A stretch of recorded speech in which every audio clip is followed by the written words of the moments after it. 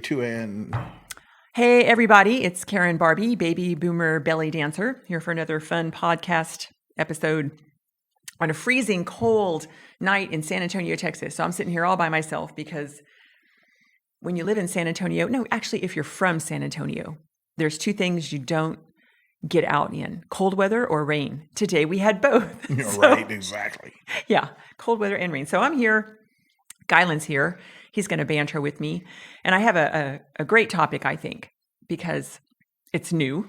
I just read this article this week, and it relates to certainly all the private lessons and all the project band stuff that we do at Caravan Studio. And then it just relates kind of to life. So just keep going with this, Skyland? Yeah, well, I think some of this. Do you want me to talk about the portable catio that I built today? No, not the kid. No, we don't need to talk about cats and dogs. Okay. Who are you? I mean, like, really, why should anybody want to listen to, you? Because I think it's worth listening to anybody to speak about a topic that they have focused on for their entire lives. Very true. And your focus is belly dancing. Belly dancing. Right. Yeah. Right. Yeah. I'm not saying that people who haven't focused on it for their entire lives shouldn't also be listened to, but it's like I tell my students, especially beginner students, when I stop a class and say, do you have any questions? And I say, please ask me whatever you want, because I've probably thought about it. Like as off the wall as you think it might be, can't be. I probably thought about it. And I tell the people in Project Band, please banter with me if you disagree with something I'm saying, but be ready, man, have your material, because I've thought about this. Yeah. No, and that's like me with technology, right? Mm-hmm. I don't know if there's today in the middle of a meeting, I start talking about how we can now have software to break down, the different instruments in music. Right. Mm-hmm. And literally it came out of nowhere, but it was a suggestion. But we're not here about suggestions. We're talking about tonight, the topic. You tried to pull this whole episode onto yourself, but no. No, I did not. Oh my goodness. Excuse me, I'm not the belly boomer belly dancer. Just kidding. I have a belly boomer belly. So my topic was brought to my attention just this week, because I got this great article from Debbie Smith. I can always rely on her to send me these great articles that relate either directly or indirectly to Project Band and the live music and improvisation and everything that we do to build our experience there. And the article she sent me was by some Harvard folks that had done some research on the difference between feedback and advice. And their conclusion was, if you really want to get better in something, don't ask for feedback, ask for advice. And I thought that was extremely interesting. The primary thing that they said was, and I'm inclined to understand and agree with this part quickly, is that when you ask for feedback, most of the time, people just sugarcoat their comments and tell you nice things and really just validate what you did. So feedback is, what did you think about tonight?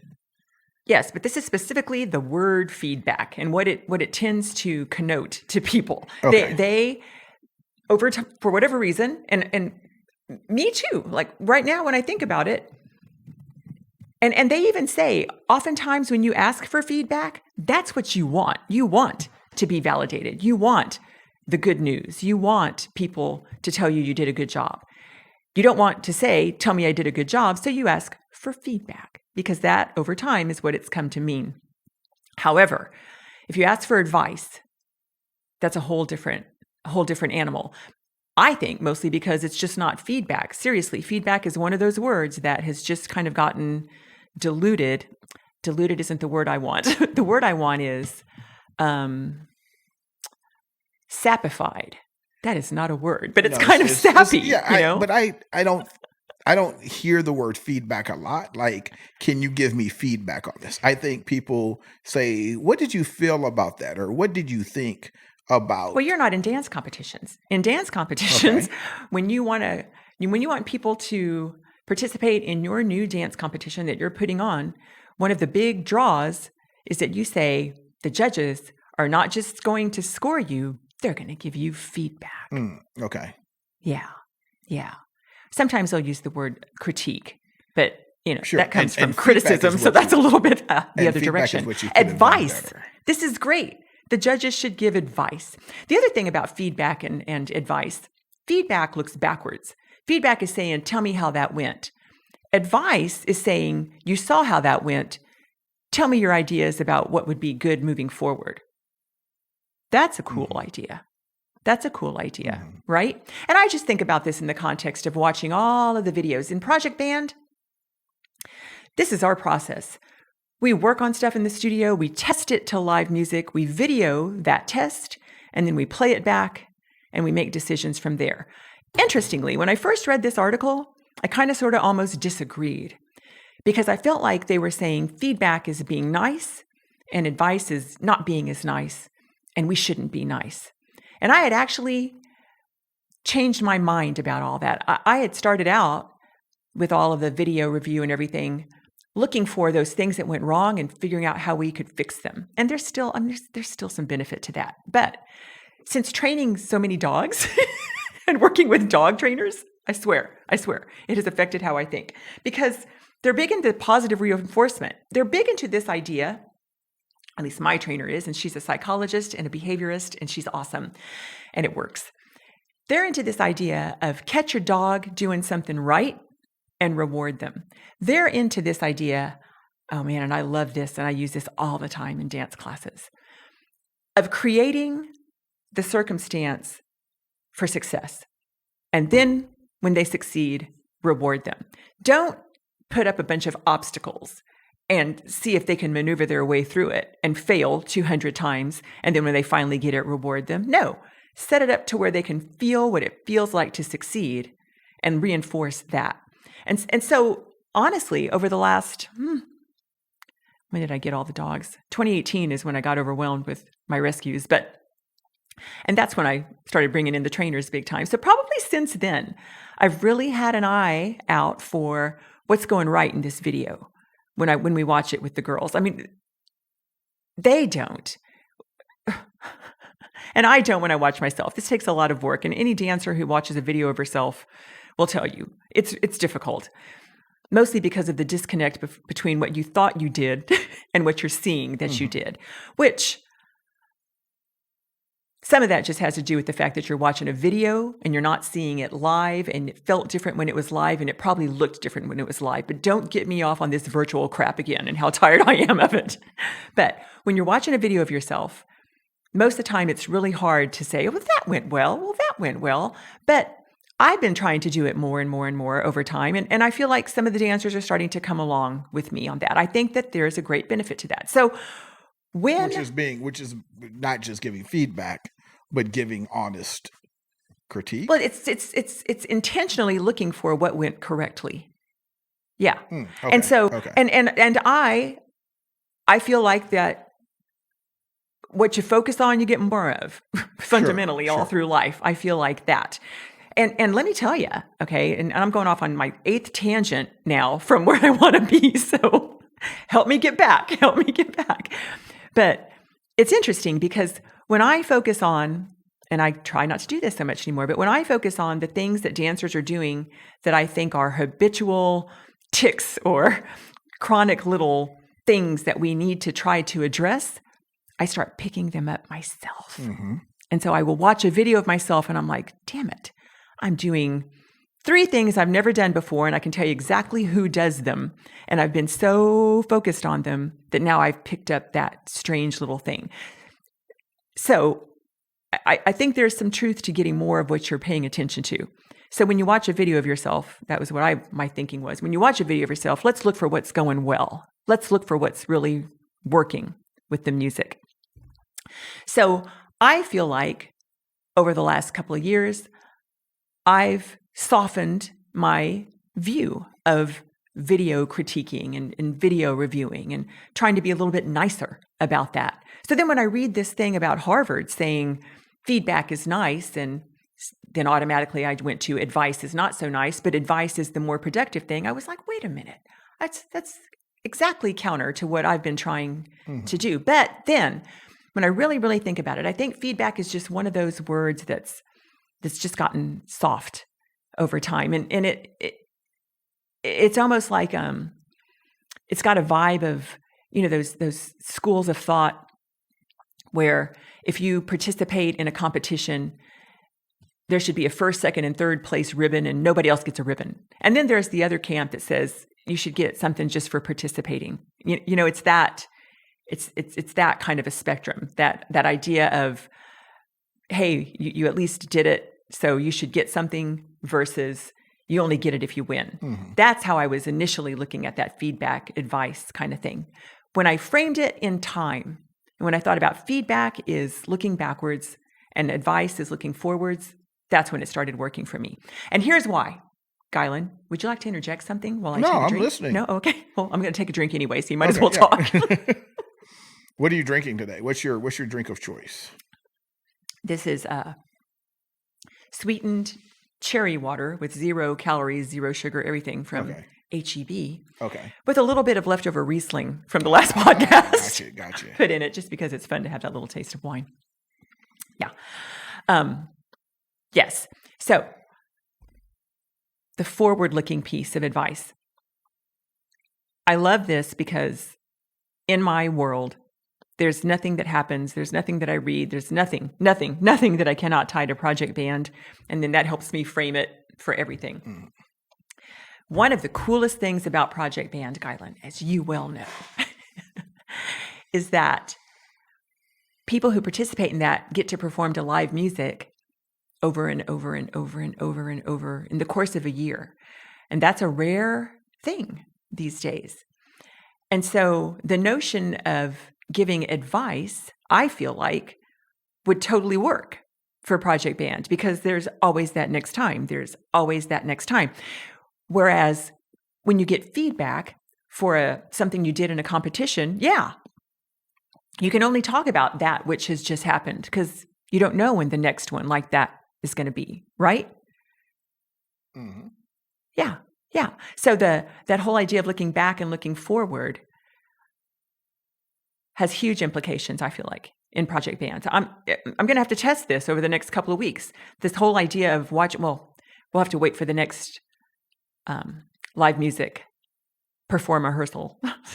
When is the next one? February 20th with the Jake Castillo Trio. Jake Castillo Trio. Yes. What instruments do they play? They're a rock and roll and blues band. So obviously lots of guitars. Jake Castillo is the lead singer, and he's a phenomenal guitarist also. His nephew plays sax, though, and that's what makes this a little bit different, is they have that saxophone.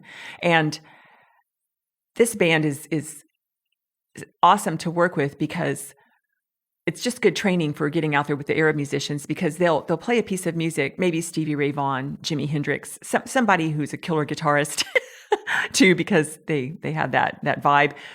But then in the middle of the song, you will always get a really long guitar solo and a really long saxophone solo. And of course, we just call those takseems, a guitar takseem, a saxophone takseem. So the girls have a chance to really dig into that idea of improvising to improvisation. You don't know where it's going, and trying to tune out heavy percussion and heavy bass. Yeah. And then what type of feedback do you give the girls? That's a good question. Like, do you give them feedback, or do you give them, what was the other word? Advice. Historically, I'm going to say I've given them feedback. She's thinking. And I am thinking, because I've not framed it as advice. What we do is we watch the video, and like I said, now more than before, look for that which went well, and we define what that was. And that's not always easy. We have to be able to articulate what that. You can't just go, "Oh, that was cool." What was cool? The fact that you did something really big in an unexpected place, the fact that you were right on with the music, the fact that you thought to travel to that side of it. What was cool? What was so cool about that? We've got to define it, be able to articulate it, put words to it, so that we can lift it from that experience and put it on top of another. And this is the super fun thing. We will take things that happen with dancers on stage with the Jake Castillo trio playing blues. Watch that video. This was cool. This was cool. Pick it up and lay it on top of Wahashtani the next time the Arab band plays. Mm-hmm. That's pretty cool. So is that advice? Maybe. Hey, do that thing here. But in Project Band, obviously, it's also a lot of putting the structure around that piece of advice so that it's actually something you can talk about and measure down the road. Can you look back at a piece of advice that was given to you that you're like, okay. Like it might have hit home and it might have stung a little bit, but it was good advice. Okay. Now that you said stung a little bit, yes. Because I think advice stings. I think sometimes advice stings. Well, and okay, now let's talk about delivery of advice. There's so many things about advice. First of all, the relationship between the individuals. And when I was talking to Kathy earlier, before you came in on the meeting, I was telling her about this article, and I said, this is why in Project Band, I go through a preliminary planning meeting with everybody. Yes, we set some goals. Yes, I need to hear their background. Yes, I need to know why they're doing it. And more here lately, I just need to know who they are because they aren't all people that have studied with me. But I also want to get a sense of their self-esteem, how thick their hide is, what their communication style is, et cetera, et cetera, et cetera. Because if you give advice to somebody who's not quite ready for it and would prefer a little more feedback, that's off-putting. And now I've just shot myself in the foot. Now I'm not going to get through to them, and they're going to be defensive and guarded and all of that kind of stuff. So knowing a person and establishing a relationship with that person is certainly, for what I'm doing, very important. Women who do this dance at all are having to be pretty vulnerable.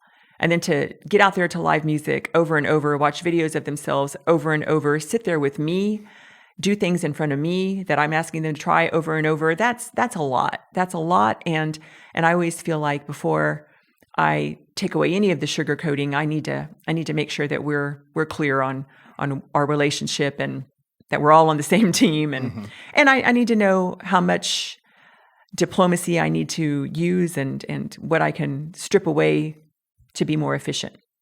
But having said all of that, there was a very, very famous dancer in 1997 in a nightclub in Los Angeles. Not that I don't remember every freaking detail. I do remember every detail about this. And we were in a nightclub. Sahra was dancing, the beautiful Sahra in LA. This was after the first, what was it called? International Middle Eastern Conference, yada, yada, whatever, in Orange County. And I was just out on the dance floor jamming with the band.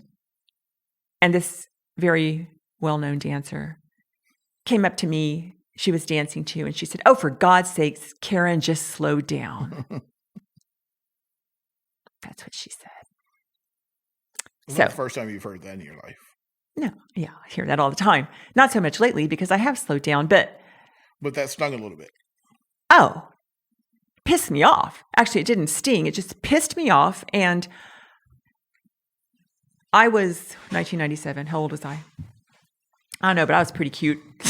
I was pretty full of myself. And I just blew her off, really. I just blew her off and thought, you wish you could move that fast or whatever. I don't know. But I never forgot it. And I always, now I won't say always, but I gradually started noticing the power of slowing down with dancers. And I probably said it in a previous podcast. I feel like I say it about every other day, that while I appreciate the beauty in slowing down, it's a hard thing to do for me just because of my personality. It's also a hard thing to do for me because of my age. And I don't want people to think that I'm slowing down because I have to. I feel like I need a sign blinking behind me that says, this was a choice. I could still be going very quickly right now, but I've chosen to slow down. That, I don't know how she intended it. I think it was just a snark, but ultimately it became advice. And ultimately, I took it to heart. What's it, 1997, 2007, 2007, 20-something years later. How long did it take you to get through it, right? Yeah. There's probably been more. Let me think.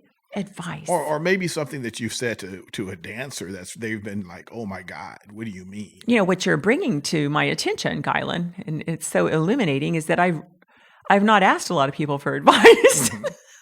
I remember telling you should do something, and because that, to me, that goes along with advice and critique and everything else, but it's unsolicited, right? Somebody walks up to you and says, you should do this, or you could have done that. And you're like, well, wait a minute, hold up. Because that's not, first of all, you didn't ask for it.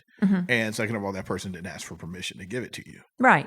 Right. And here's the thing, talking about relationships and people's frame of mind when they're receiving that kind of input, I know me, and I know, regardless of how I might come across, that I'm pretty fragile when it comes to that kind of thing. And that's why I don't ask for advice. I'll figure it out. I'm like, I'll figure this out over time. I'll get better on my own. I don't know that I can take the sting of somebody saying, well, for God's sakes, you blah, blah. Oh, that's not true.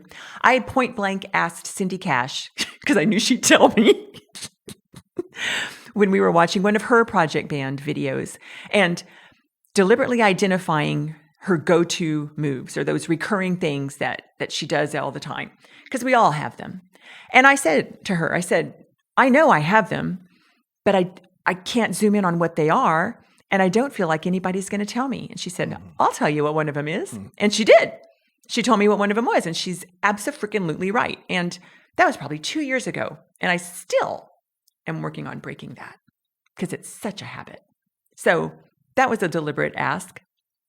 But, and let me say this, 10 years ago, I'd have never asked Cindy for that, because that just wasn't the nature of our relationship. But, Sure. We're better friends now. And so I felt like, however she says it, I'll take it, and I'll decide if it's something worth taking to heart or not. And it was. But, that's two people that work together several times a week. That kind of thing, I think, is a consideration when you're looking for advice. It's like when my dancers do competitions, and sometimes they'll come back with their little score sheets all distraught. And I'll say, well, who the hell is this person that was judging you? I don't even know who that is. Right. And they'll say, yeah, I don't know either. I was going to ask you, or something like that. And I'm like, okay, look, honey, before you get bent out of shape over what somebody said about you, make sure you care.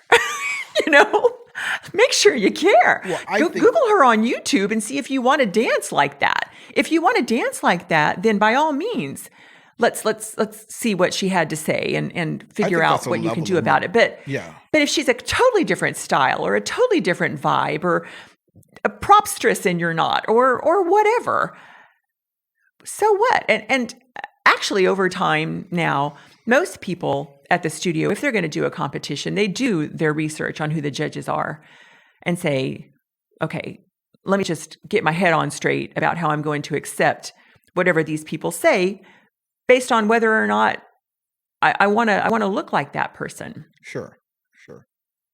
What were you going to say? I interrupted you. Well, I was just,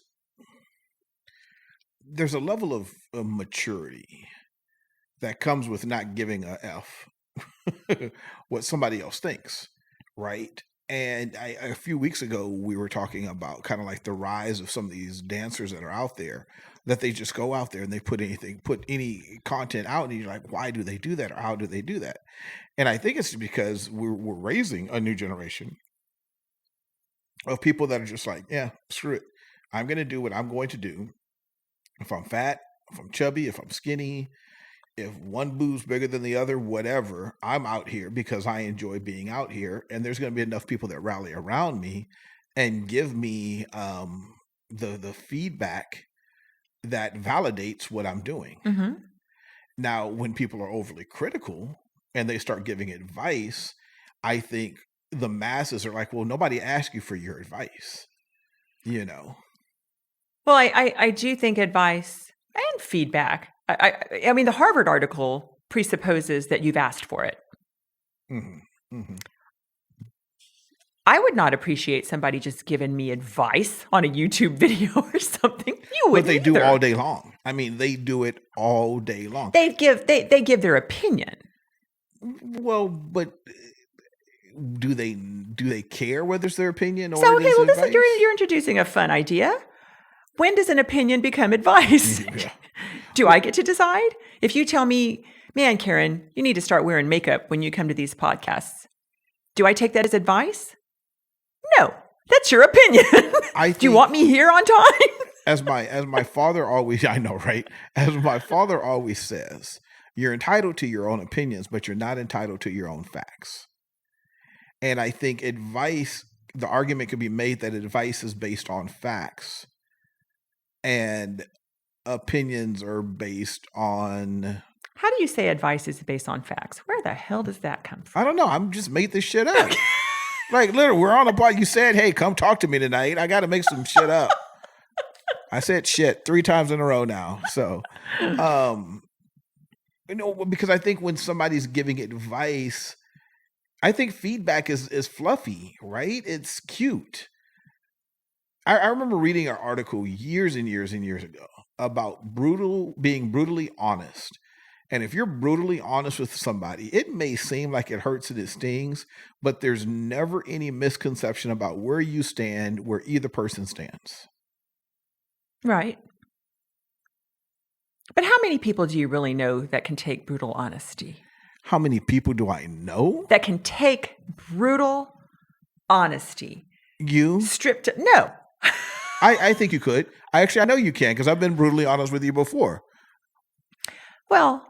But we also have a Cindy Cash and Karen relationship. We've been around each other and so maybe long. I'm just discounting what you say, so I'm not really caring. Well, that's your opinion. Well, that's right. So there goes that relationship thing again.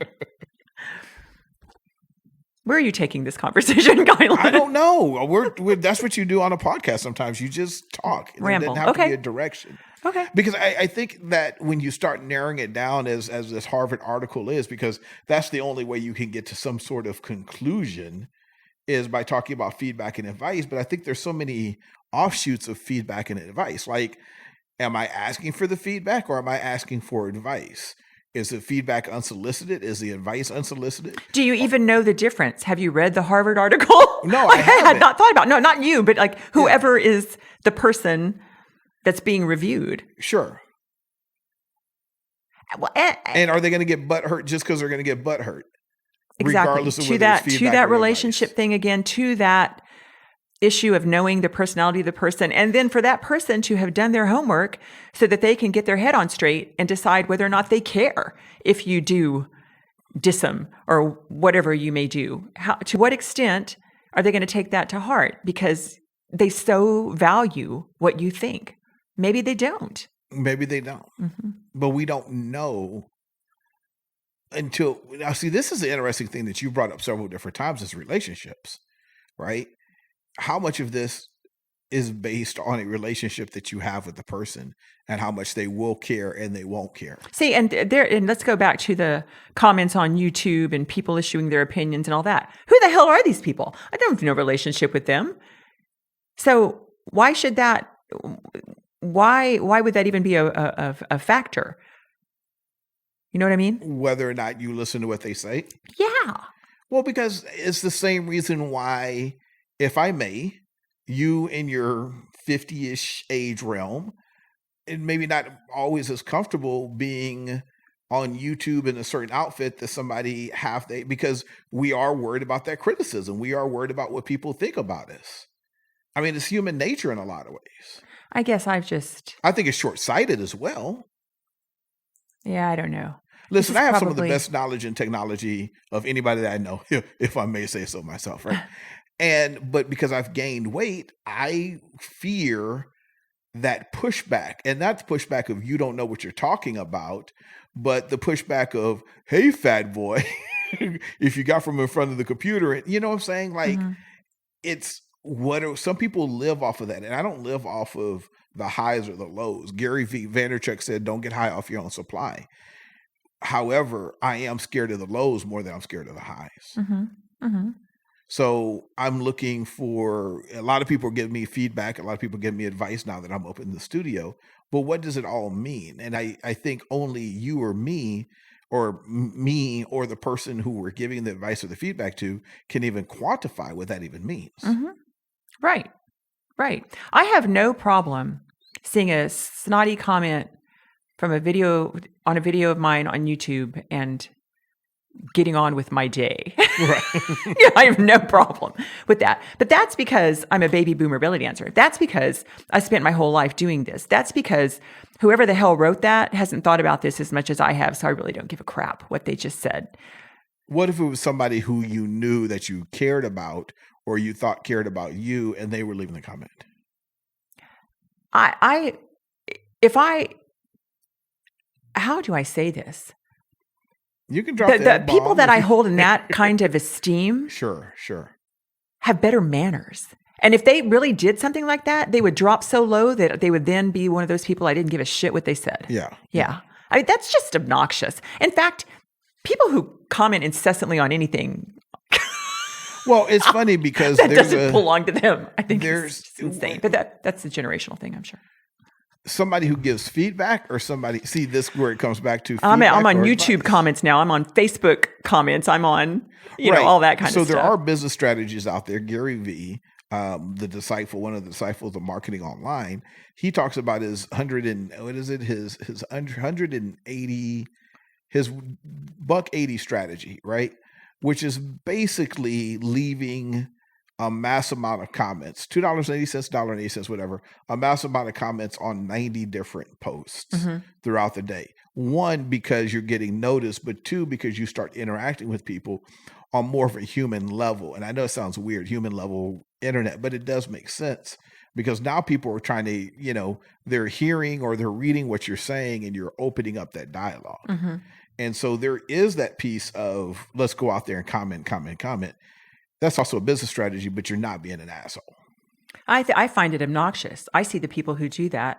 And I it's interesting that you have now identified that as a published strategy. Yes. Because when I see people do that, I think, what are you trying to get, man? Like, you do not give attention. A shit about Attention.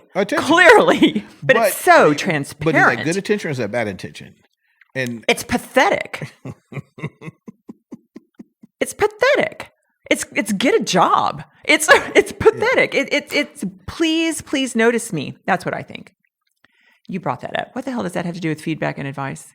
Well, because you're online giving feedback and advice. No, you're not going to give advice if you want positive attention. You're just going to give feedback. But that hair color is beautiful on you. Why didn't you do that sooner? Well, but see, that's my God, that is so brutal awesome. Honesty comes from. I don't know of a woman I've ever met, I've ever dated, and I'm single, so tells everybody out there listening to this how much I really know about relationships. Yeah. That has asked me, hey, how do I look in this outfit? And I haven't said, oh, you look wonderful. Well, now we're talking about relationship again. I mean, please. You want to go out with her again or not? Obviously not if I'm still single at this age. Well, and now you're circling back around to just women in general. I mean, we and being able to watch a video of yourself and all of that. It's we want to know that we're coming across well, and there's a lot of issues around that. Have I ever asked a guy? It's been so long. I've been married so long. I know I've told you several times that you've done a good job. You're like, and like, but I mean, really had to be like, holy I'm thinking shit, about like Karen. what I'm wearing. Like, how do I look in this? No, you've never asked that. But you also don't wear anything that you're not going to look good in. I've never seen you. Well, I'm a very conservative dresser. I am. Yeah, but I've never seen you not look good in what you're wearing. Well, now I feel like you're commenting on my Facebook. What do you want? No, I don't want any. No, I'm just saying to get paid again. 15th's coming up. No, but I don't want. No, seriously. I mean, that green dress that you wear, that's your latest one. When you're dancing, that looks wonderful on you. I was saying, I don't see anything that does not look good. And I don't know if I would tell you unless it was completely You don't have to. Cindy would. Yeah, I know. Unless it was completely embarrassing. Would I ever say, you know what, Karen? I don't know about that outfit. Yeah, it could happen, but that's interesting. I wonder how I'd take it. See, this is an interesting one that I'd love to have more people on. Well, it's too cold. No, I know. We can call some now, but they're not coming. I know. And the reason being is because it's very personal.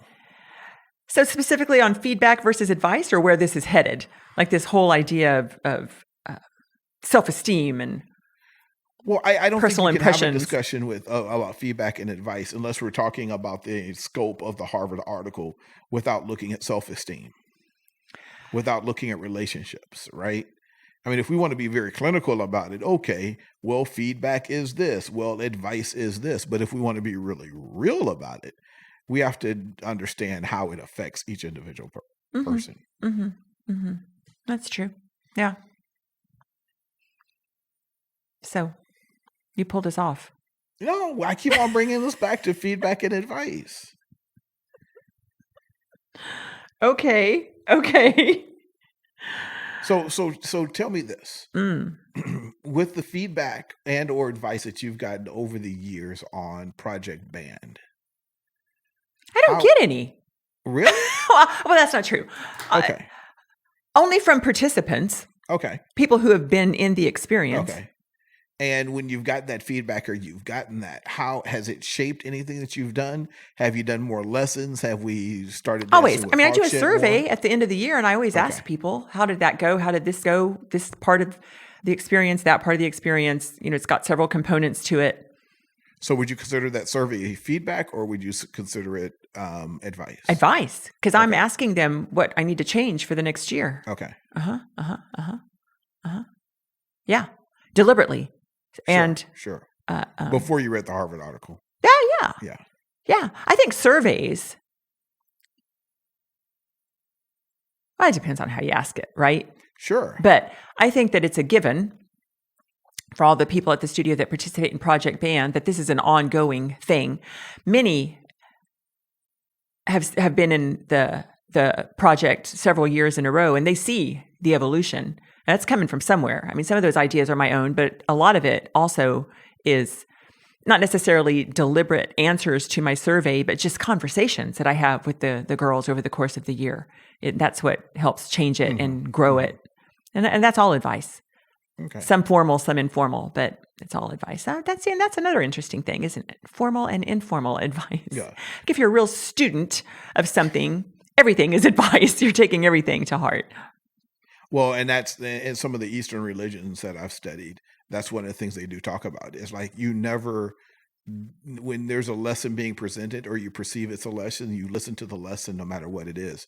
So you learn because there's something to be learned in everything. There is. As wonky as this podcast might be, there's going to be people sitting there thinking about, I already know the title. Feedback versus advice. As a dancer, what do you like to hear more, feedback or advice? And as a dancer, what's more comforting to you, feedback or advice? I think everybody who puts themselves out there wants to be met with approval. But may I talk about Project Band again? Sure, of course. This is why I'm constantly reminding the girls that it feels like a performance. You're getting out there to live music. You've been working on all this stuff. You got your costume on. There's a band behind you. It feels like the end, but it's means. It's still the means to the end. And if you continue, whether it's with me or on your own or however, if you continue using live music as your inspiration, as your catalyst for change, it's never the end. And so it doesn't have to feel like, oh, God, I need to get this right. And so if it doesn't feel like that, then you can ease up on that need for approval and you can try some more interesting things and you can grow. But if you want approval, you're probably going to stay in the safe zone of what you know is going to work, right? Mm-hmm. And that's what it is. It's just freezing in time. I think that's why it's always interesting when I have a new venue for the Project Band perform rehearsals or a new band, and I'm breaking in a new band right now. And I say belly dancing and it's always like, oh, and I know they're thinking that they're about to get a dozen 20-something-year-olds who look like Princess Jasmine. And that's the last thing they're going to get, right? Is there a Harvard article on on versus reality, perception versus reality? Probably. When we do need to have a podcast about that perception of ability, that'll be really fun. Yeah. But I tell them, I'm like, okay, look, you're gonna have a gang of dancers with a wide range of years in this. You're going to have an age range, like now that we have Eleanor, God bless her, from the 20s to the 80s. And most of them are around my age, okay? We're looking at folks in their late 40s to late 60s. That's probably most of them. And this is part of why. When in life are you able to do all of this and review at this level and not let it shake you when you're constantly refining, put yourself out there, refine, put yourself, I couldn't have done it in high school. That's for damn sure. And I think that's part of it, growing into a sense of who you are and having strong enough stability about that to not be shaken when either your dance teacher or the public or yourself, when you see a video and you see something less than what you thought it was, happens. You can frame it and compartmentalize it, take what's good about it, move on. And give yourself your own advice. So what's self-advice? So how have you survived? Maybe no, that's too harsh of a word. But how have you really taken the advice, criticism, feedback, and still been able to rise to being one of the better teachers and belly dancers out there? Is it because you don't give a frying frijoles, or because you get feedback, you get advice? Is it just not getting high on your own supply and you're like, oh, okay, well, thank you, and then you keep on moving rather than, oh my God, that was weird, bad advice or feedback? Well, I've definitely had more people say kind things to me over the years than negative things. But I've lived a lot of my dance days without social media. It's harder to say it to your face. Well, and there's an 80-20 rule that's out there also, right? 80% of the people generally are going to be great people and 20% are not.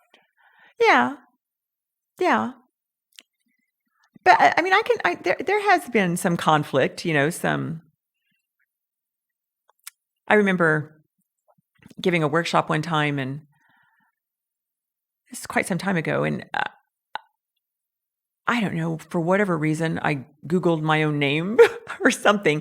I don't know, but some blog post of one of the girls in my workshop came up, and she was talking about how she didn't like what I was doing. And I was just like, for a little while. And then I was able to blow it off. Yeah.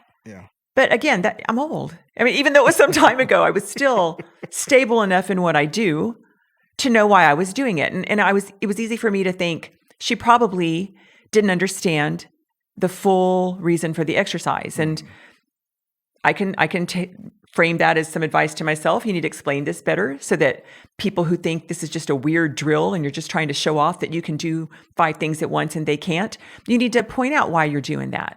It's not just to show off that you can do 5 things. There's a reason for it. There's some muscle memory issues. There's some allocation of effort across your body, reasons to do those kind of things. So, yeah. But again, that's a lot of history in one thing for me, and my ability to frame it and assume that, yeah, she probably just didn't understand the full story. Yeah, and I should have read the article before we just started discussing it, because I think it's much more... It's super short. You want to read it? Streamlined. I think it's much more streamlined than what we're going into with emotions and everything else. I think it's really feedback, and it is... Well, the main thing is just the connotation of feedback being, tell me why I'm great. Somehow that's kind of happened, apparently. Right. Yeah. Just tell me why I'm great. That's it. Okay. So are you ready for the rest of the code for the rest of the week? 4 more days of this. Yes. Currently, the low is going to be, they're predicting it to be 10. So 10 degrees on Monday. If that changes any more in that direction, we will be in single digits. I've never seen a single digit in San Antonio. Well, I've seen a single digit. I think I've seen a single digit. In San Antonio?